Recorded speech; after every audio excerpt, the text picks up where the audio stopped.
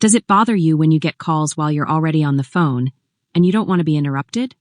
Turning off the call waiting option on your iPhone can bring you peace during every conversation.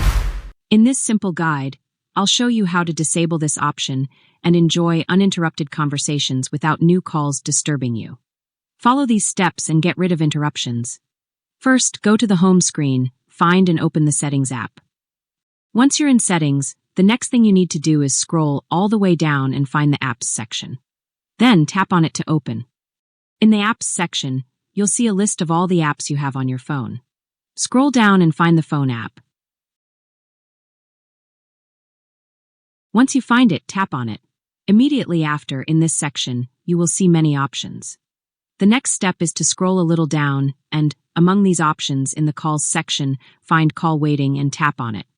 Finally, simply tap on the switch next to the Call Waiting option to disable it. By doing this, you will disable notifications about incoming calls while you're already on the line, preventing any interruptions during your conversations. And that's it. Now you can talk without worrying about new calls coming in while you're on the phone. If this video was helpful, give it a like and consider subscribing to my channel. It would mean a lot to me. Thank you so much for watching, and I'll see you very soon.